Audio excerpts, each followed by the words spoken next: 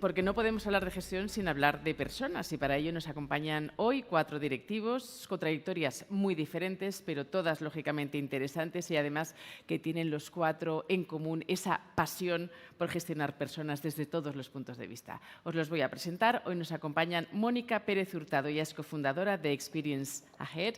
Bienvenida.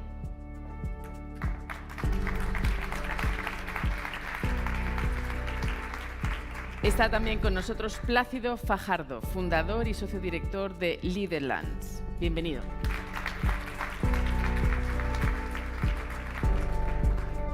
Yolanda Triviño, fundadora y CEO de Valkyria y Valkyria Institute for Futures. Y va a moderar este diálogo Tomás Ramos, gerente de ArcelorMittal Taylor Blancs y además vicepresidente del Club Excelencia en Gestión. Bienvenidos a todos. Adelante, Tomás. Bueno, pues buenos días a todos. Casi se agradece que 400 estén en casa porque esto ya abulta, ¿eh? Antes de empezar con esta charla, quisiera dar algunos datos más de los que me acompañan. Mónica Pérez Hurtado, apasionada, dice ella, de la gestión del talento y la innovación. Ha sido durante más de 20 años directiva de grandes empresas. Podéis ver su currículum, es fantástico. Se ha reinventado varias veces, cofundadora de Experience Ahead. Y además, como Business Angels, impulsa la economía de emprendedores y de inversores con Women Angel for STEAM. Apoya a la inversión de startups tecnológicas. Escucharemos su opinión, que es muy interesante. Ha sido nombrada por el Gobierno de España Mujer Referente de Emprendimiento Innovador y Top 100 Inversora en el 2022. Fantástico, un lujazo. Plácido, también da gozo escuchar o leer, como dice, que dedica su carrera a su vocación profesional, unir la dimensión humana y la de las empresas en el seno de las organizaciones. También ha desarrollado su carrera en grandes empresas, siempre en la parte de personas.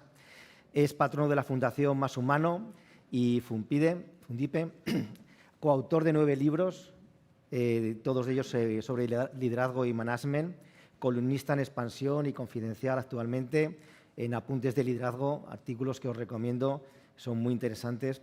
Actualmente, desde el 2007, ejerce como fundador y socio director de Leaderland. Gracias, Plácido, estamos deseosos de escuchar, tenéis un montón de información, otro lujazo. Yolanda Triviño, más de 25 años también en el ámbito de la empresa, liderando equipos y gestionando proyectos, enfocada en la ejecución ágil y humanista de las personas. Presidente de la Comisión de Talento 22@Network, Distrito de Innovación de Barcelona, miembro de Advisor Plug and Play y fundadora y CEO de Valkyria Group Institute for Future, Valkyria Hub Space. Esto es impresionante. Lo que no sé es cómo voy a amarrar para que no se me lancen. Tenemos un ratito y voy a intentar dirigir algunas preguntas y seguro que de aquí saldrán muchos temas. Por decir algo sobre mí, llevo unos 20 y tantos años dirigiendo una planta de ArcelorMittal que está localizada en Zaragoza. Como esta planta, Arcelor tiene otras 20 y tantas en el mundo. Nos dedicamos a hacer piezas soldadas por láser para el automóvil. Todas estas plantas tienen en común la materia prima. Trabajamos todos con los mismos productos, bobinas de 20 toneladas. Tenemos las mismas máquinas en todas las fábricas, mismos procesos, mismos estándares, misma estrategia, incluso los mismos jefes, la misma corporación. Sin embargo, los resultados de Zaragoza, de la planta de Zaragoza, son muy distintos al de otras plantas. Llevamos más de 12 años sin accidentes con baja, tenemos menos del 1% sostenido de absentismo y somos benchmark en calidad, servicio al cliente, costes. La única diferencia de esta planta con el resto son las personas que tenemos en esta fábrica.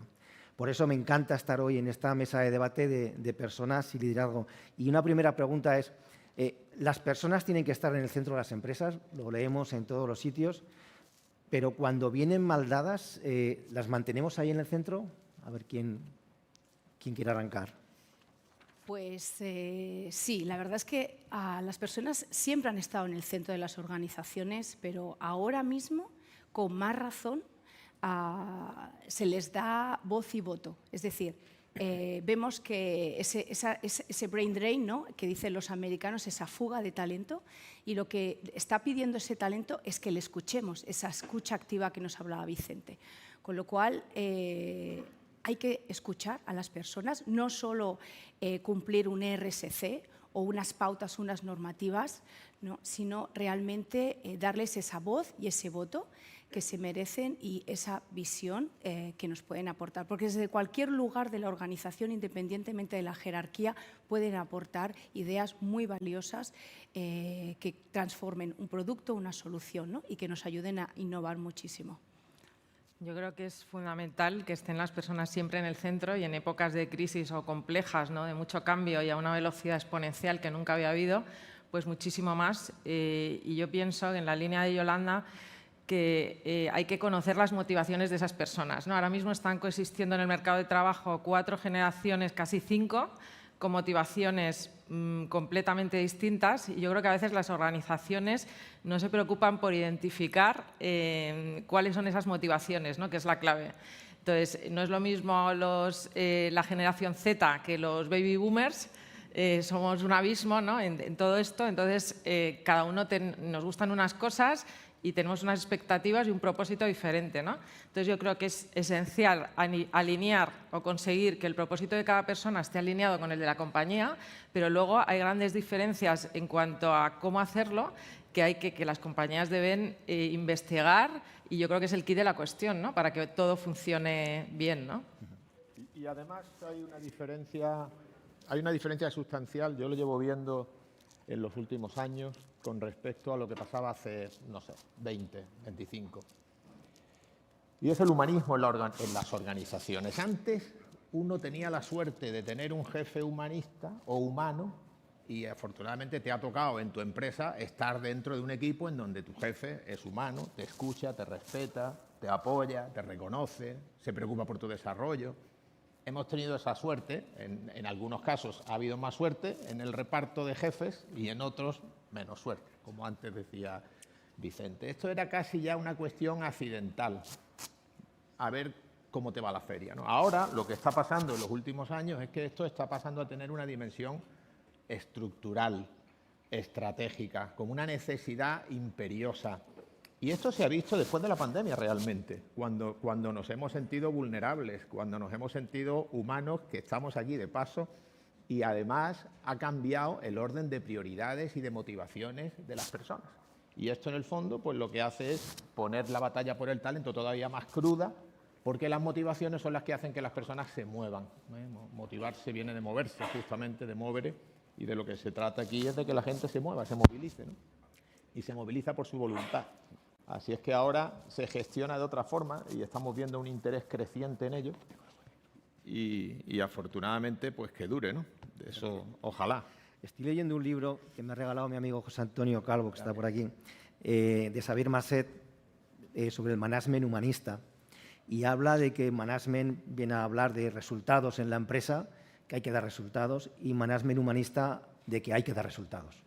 Quizá con el matiz de que no a cualquier precio, pero hay que dar resultados. No están reñidos el humanismo con la obligación de la empresa, ni siquiera con la tecnología. Hay que poner todos los medios tecnológicos, pero sin quitar del medio, o sin quitar de su posición, la posición de las personas. ¿Cómo veis esto? ¿Qué demanda la sociedad? ¿Más tecnólogos, más humanistas, ese perfil híbrido? Yo creo claramente que antes pues estaba todo muy diferenciado en los de letras y los de ciencias. Esa división no tiene ningún sentido ahora. Entonces, ahora mismo se va a puestos híbridos, los llamados ardillas púrpura, que es por su rareza, que son perfiles que saben de las dos cosas. A lo mejor tiene más peso una de las dos, tecnología o humanismo, pero de la otra hay que saber también para ahora mismo permanecer en el mercado de trabajo. O sea, es imposible seguir si no dominas o más o menos sabes de las dos cosas. Entonces, eso hay que trabajárselo, y hay gente que tiene que hacer un mayor esfuerzo, y ahora mismo la gente que se queda fuera del mercado descolgada en este momento que va todo tan rápido, es precisamente esta que no se está esforzando por aprender continuamente. Hay datos del Foro Económico Mundial, ¿no?, que dicen que el 94% de las personas, para continuar desempeñando el mismo trabajo que tiene, el puesto de trabajo que tienen ahora, en 2027 van a tener como mínimo que formarse 6 meses para hacer lo mismo. Así que las que van a tener que cambiar porque hay muchos puestos que desaparecen o que están ahora mismo fuera y se están planteando identificar un puesto nuevo, pues todavía más. Claro. O sea, no nos podemos descolgar, ¿no?, en ese sentido. Totalmente. Además, es que tenemos abogados que están trabajando en ciberseguridad, tenemos biólogos que trabajan en inteligencia artificial y así un continuar. En los próximos años van a surgir profesiones que todavía los universitarios actuales no saben, ¿no? Se están preocupando qué estudio para encontrar trabajo y ni siquiera saben qué puestos van a estar ahí. La verdad es que ya no solo es una transformación de ese mercado que estamos viendo, ¿no?, con la incursión cada vez más importante de la tecnología, sino es una necesidad también de cambio en las estructuras de educación. Ya sé que luego vamos a entrar un poco más ahí, pero la educación y la formación, como bien dice Mónica, es un long life learning que hay que empezar en edades muy tempranas. Y la rapidez y la velocidad de aprendizaje y la capacidad de aprender rápido es una de las competencias de la famosa Learning Agility, es una de las competencias más demandadas en este momento, por eso mismo, porque justamente lo que se pretende es aprender de cosas diversas al mismo tiempo y combinarlas. El otro día me decía un directivo que estaba haciendo una entrevista para una de las grandes empresas de alimentación del mundo, una de las mayores, y lo estaba entrevistando otro alto directivo, más alto que él, lógicamente, y le empezó a preguntar. De la entrevista, que duraba 1 hora, pues estuvieron más de media hablando de sus aficiones. Y resulta que este señor, que obviamente de alimentación... Vale, bueno. Temas del directo. ¿Se me estaba escuchando lo de antes o empiezo desde el principio? Bien, bien. Pues lo que decía él es que estuvieron más tiempo hablando de que toca el saxofón y de que estudió lenguas clásicas y ahora se dedica a la cocina, a la I+D de cocina. Esto es para irse al Centro de Desarrollo de I+D de Cocina en Alemania, de una de las grandes multinacionales de alimentación. Y me contaba, dice, lo que más interés le generó es porque yo estudié lenguas clásicas, filología, latín y griego, esa es su especialidad. Y luego, además, la música, toca el saxofón y ha grabado un disco. Después, estuvimos hablando media entrevista de eso. Digo, es que vas a I+D. Claro. Es que justo lo que se pretende en I+D es que la persona piense fuera de los convencionalismos. Claro. Y si tú has tomado en tu vida la decisión de evolucionar desde esos estudios hasta esa dedicación profesional, eso está diciendo de ti mucho más que tu capacidad de elaborar un buen cocido madrileño, no sé, por decir algo, ¿no? Es que yo creo que todo ahora mismo va a velocidad exponencial y nuestra cabeza no va a velocidad exponencial. Ese es el problema, ¿no? Entonces, yo creo en este devenir de las cosas y esta evolución tenemos que pensar que hay carreras nuevas que surgen alrededor de las tecnologías y que no son solo para ingenieros, es para gente de todas las disciplinas. Por ejemplo, ciberseguridad, pues se necesita gente que programe, pero se necesita también gente de recursos humanos, gente de finanzas, gente de contenidos, etcétera. Entonces, el hecho de que la gente que ahora mismo se incorpora al mercado de trabajo o los que están y tienen que dejar un puesto que ahora mismo ya no existe, porque hay muchos puestos que están desapareciendo. Dice el Foro Económico Mundial que de aquí a 2027 van a desaparecer 85 millones de puestos y se van a crear de aquí a 2025 26 millones de puestos nuevos. Pues mucha gente, yo he tenido la experiencia con algunos, que te llegan y te dicen, es que yo ya no tengo puesto, mi carrera ya no vale, me tengo que cambiar de carrera, ¿y ahora qué hago, no? Entonces, yo ahí la clave que veo es, uno, el enfoque humanista, pero desde el propio conocimiento. ¿Quién soy yo? Que ese es otro de los problemas, que la gente no se conoce. Pero no se conoce, no es que no se conozca a los 25, es que no se conoce a los 50, ¿no? Problemazo. Entonces, eso va de profundizar mucho en quién soy yo, qué se me da bien, qué relación tengo con el riesgo, por ejemplo, que este es un punto muy importante, hasta qué punto me puedo yo arriesgar a, por ejemplo, trabajar por mi cuenta. Hay gente que es cero arriesgada, cero. Entonces, podría hacer algunas cosas por su cuenta, pero no podría ser emprendedor. A lo mejor puede ser consultor o puede ser advisor o consejero, pero no emprendedor, ¿no? De montar un negocio, arriesgar tu patrimonio, ese tipo de cosas, no las podría hacer. Entonces, profundizar en el conocimiento de uno mismo en estos tiempos convulsos para plantearse el futuro, no solo cuando empiezas tu carrera profesional, sino cuando hay estos cambios o cuando sales de una gran corporación, tienes ya muchos años y te tienes que plantear el futuro, es esencial, clave. Uno de los problemas que creo que somos conscientes todos es la falta de personal técnico o falta de personal cualificado en la mayoría de los sectores. O sea, tenemos un problemón de narices. Y más con los baby boomers, que estamos ya pidiendo pista y no hay gente para relevar. ¿Quién creéis que va a resolver esto? ¿Va a ser la tecnología la que asuma toda esta falta? ¿Creéis que ya empieza a haber guerra de talentos entre las empresas? ¿Estamos ya empezando a robar a navajazos al de al lado? ¿Y de qué manera creéis que podemos animar para fortalecer las carreras STEM? Que hay una falta brutal, ¿no?, en el mercado. Yo creo que se está yendo a unos modelos híbridos, es decir, lo que comentaba antes Vicente, muy importante, ¿no?, de la Circle Economy. Esto en Estados Unidos se llaman los Golden Workers. Son los trabajadores de oro que tienen un valor incalculable y que tienen que ser los nuevos becarios con toda esa humildad, ¿no?, como nos contaban, de ese aprendizaje y esas experiencias que tienen y cómo las traspasan a ese talento joven. Y no nos tenemos que equivocar, el talento joven no es que no quiera trabajar, no es que tenga unos requisitos de esto me va bien y esto no me va bien, es que tienen unos valores muy diferentes a los que nuestras generaciones han tenido. Y para ellos la barrera, ¿no?, entre la vida profesional y la personal ya no existe, con lo cual si ellos preguntan ¿cuándo van a ser mis vacaciones? Es porque yo voy a darlo todo, pero también quiero tener mi tiempo para compensar. Entonces, ahí sí que… Y perdona que te interrumpa. Sí, sí. ¿Tú crees que las empresas nos estamos adaptando a estas nuevas generaciones o seguimos todavía esperando que ellos se adapten a nuestro ritmo, a nuestra marcha y a lo que está establecido desde años? Yo creo, Tomás, que forzosamente nos estamos adaptando. No significa que el mindset, la visión que tenemos, ahora mismo esté preparada. Tenemos que preparar mucho más esas estructuras. Y además, yo soy muy crítica con los modelos de educación actual. No están preparados para el mercado laboral ni para el futuro del trabajo. El futuro del trabajo nos plantea unas habilidades que lo llaman los Higher Cognitive Skills y los Social Skills. ¿Qué significa? Que son competencias de creatividad, de innovación, de emprendimiento. ¿Cuándo y en qué carrera se está estudiando eso ahora mismo? O sea, es como que la educación sigue unos parámetros de los últimos 40, 50 años, cuando estamos viviendo en un entorno totalmente tecnológico ya. Entonces, ahí hay algo que cambiar y las empresas somos eco de eso. A nivel formativo hay 3 niveles. La formación que me doy yo, porque veo mi carrera, mis distintos niveles de evolución y yo me permito, invierto en mí misma, en mí mismo. La empresa. Y la empresa ya no es solo una formación técnica, sino va mucho más allá, de una formación continua en herramientas que me permiten trabajar de forma más innovadora. Y en tercer lugar, y no tenemos que olvidar, la formación de inteligencia colectiva. Cada vez más vamos a ir a modelos de aprendizaje y de innovación colectivos. Aprendemos todos de todos. Este foro es un ejemplo de eso.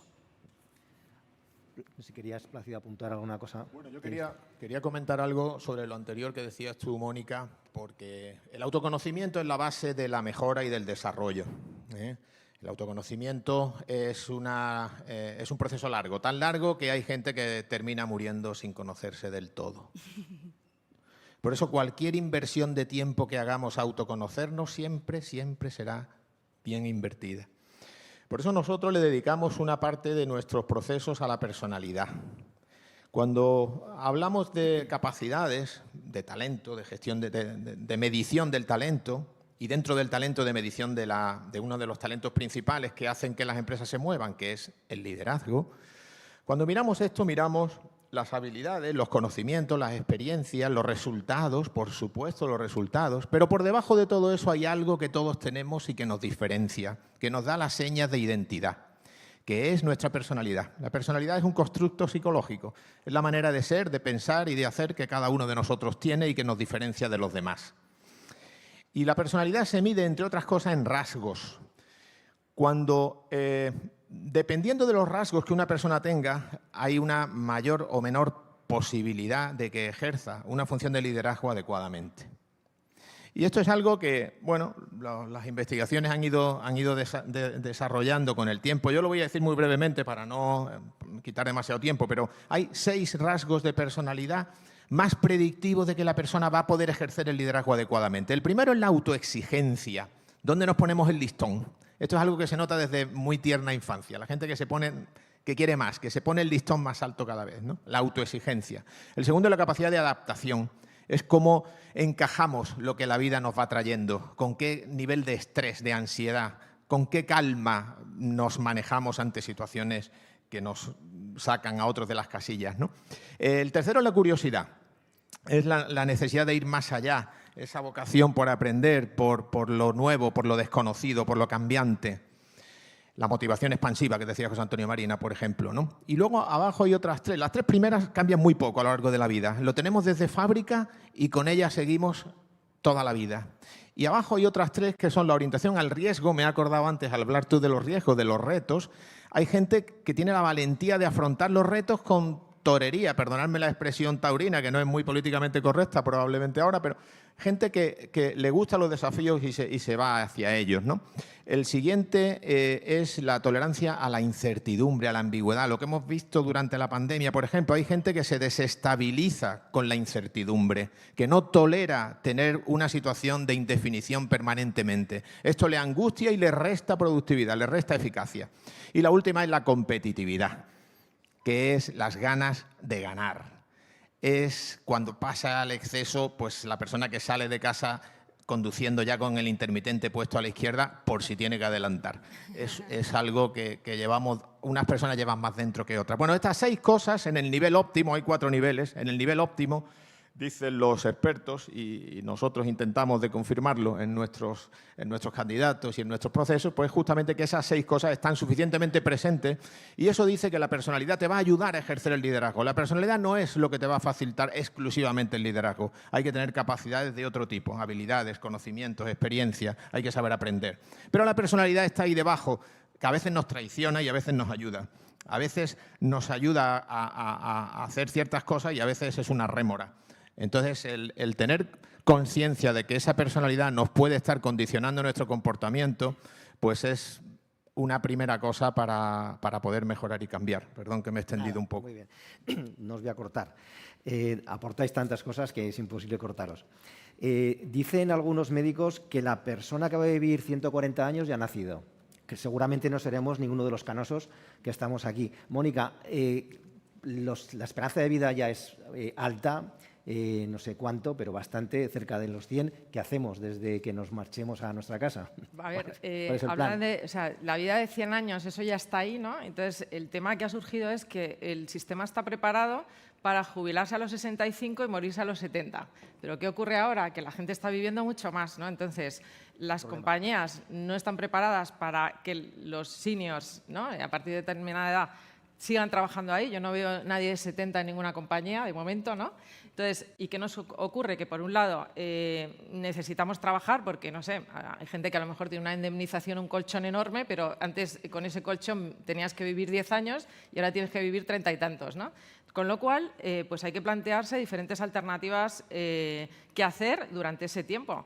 También por una razón, que es sentirse útil y sentir que aportas valor, ¿no? Conozco a muchísimos directivos que su sueño era jubilarse o prejubilarse a los 60 y dedicarse a jugar al golf, y el quinto día seguido en el campo de golf pues dicen, no puedo con el golf ya, o sea, tengo que volver otra vez a esto, ¿no? Entonces, nosotros nos dedicamos, una parte de lo que hacemos es ayudar a este perfil de gente, ¿no?, que dice, bueno, pues es que yo podría seguir aportando muchísimo valor al mercado, mucho, y es que no puedo estar desenganchado del trabajo, ¿no? Entonces, ahí en ese sentido te puedes autoconocer en un tiempo muy corto y midiendo una parte importante que decía Plácido, que es la personalidad y los motivos y valores. Esa es la parte más estable del perfil, además del resto, que eso más o menos nos conocemos. Y esa parte te ayuda a medir la personalidad en ti mismo, no tanto enfocada al liderazgo como dice Plácido, ese es otro tema, pero para conocerte tú y ver qué haces con el resto de tu vida, ¿no?, pues ahí puedes medir esto, ¿no? Pues por un lado, ¿cómo de líder soy? ¿Cómo gestiono la incertidumbre? ¿Cómo de estratégico soy? ¿Me tengo que dedicar a temas más técnicos o menos técnicos?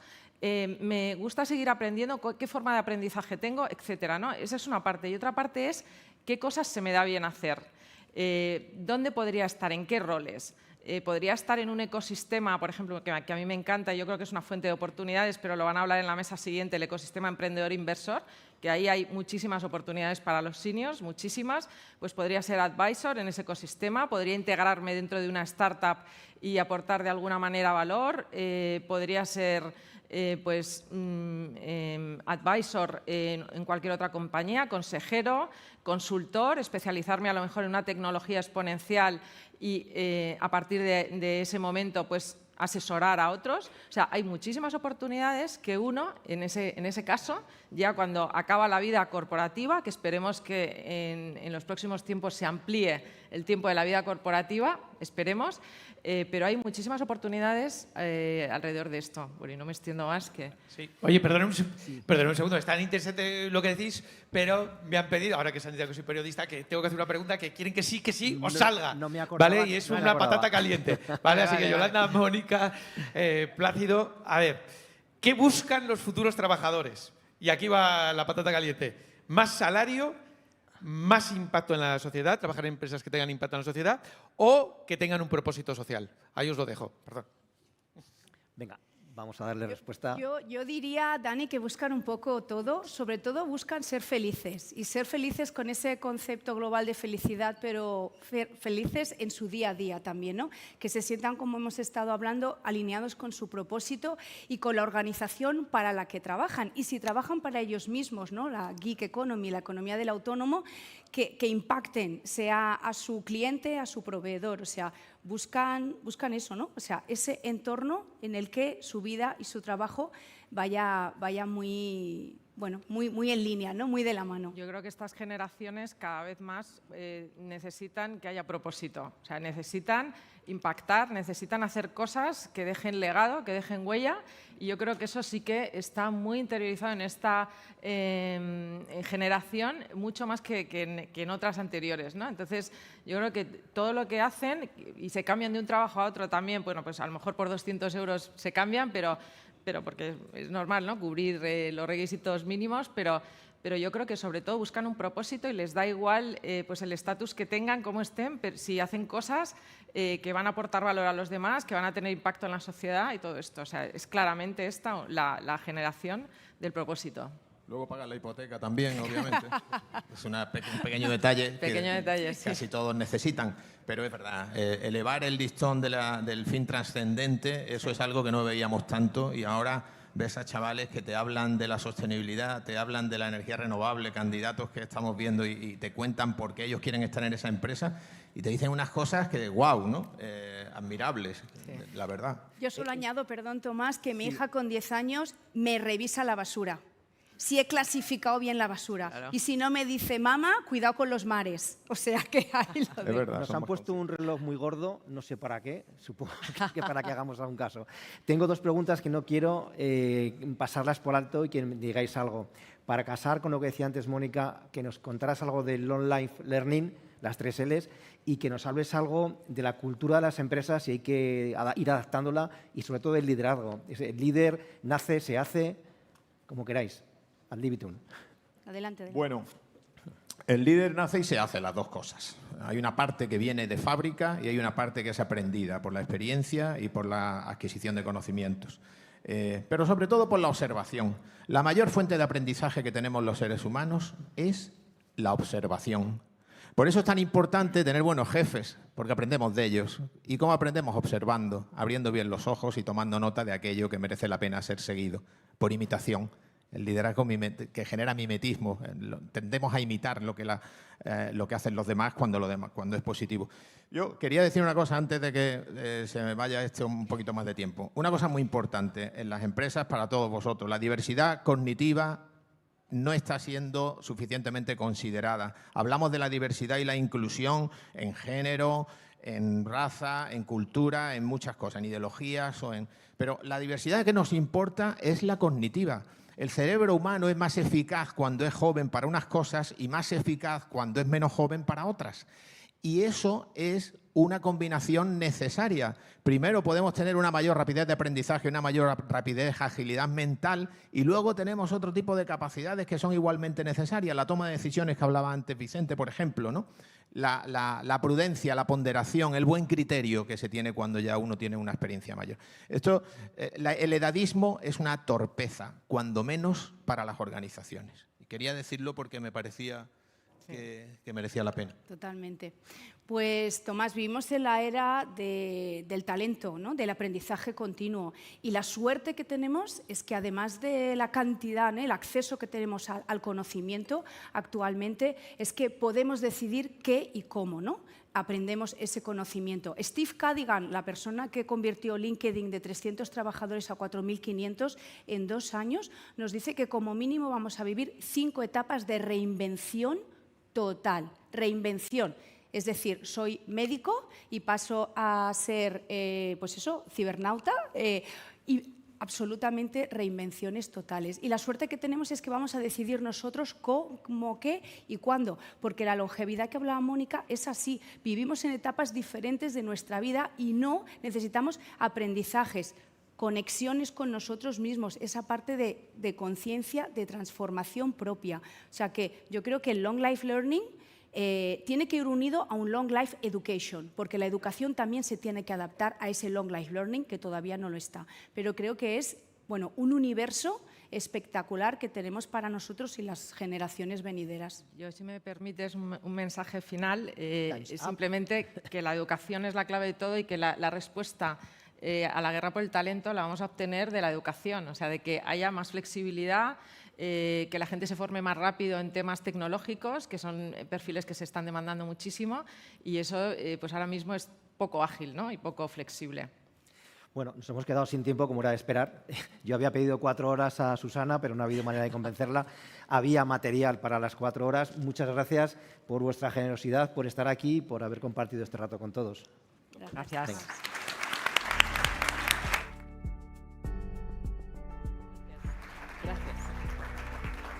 Muchísimas gracias a todos. Nos llevamos muchísimas cosas que poder meter en la mochila. Dani tiene al Rey León, yo creo que voy a incluir la ardilla púrpura y todos esos conceptos excepcionales que en un foro como este nos ayudáis a compartir. Uno de esos conceptos es esta inteligencia colectiva. Estamos aquí gracias a colaboradores como Sodexo. Las personas están en el corazón de nuestro negocio y es una realidad que la forma en que vivimos y trabajamos está cambiando. Por eso no nos conformamos con solo pensar en innovar. Debemos encontrar nuevas formas que nos permitan abrazar el cambio de una forma diferencial. Después de todo, ahora el ritmo es diferente. El trabajo evoluciona y los espacios donde trabajamos nunca han sido tan vitales. Por eso, debemos reinventar nuestros servicios, creando experiencias y espacios que vayan más allá de 4 paredes, considerando todas las nuevas formas de trabajo. Vital Spaces coloca a las personas en el corazón de la transformación de los espacios para mantener a tus equipos felices, saludables y comprometidos. Todo con un compromiso sostenible, fomentando la colaboración, creatividad e innovación en persona o en remoto, donde sea y cuando sea. Vital Spaces reúne toda nuestra experiencia en servicios para la empresa y para las personas. Ayudamos a impulsar la vitalidad, la sostenibilidad de tu negocio y la cultura organizacional. Apoyamos a las personas para que puedan crecer, adaptarse y prosperar, sin importar lo que nos depare el futuro. Creemos que el futuro lo forjamos mejor juntos, y este comienza con Vital Spaces.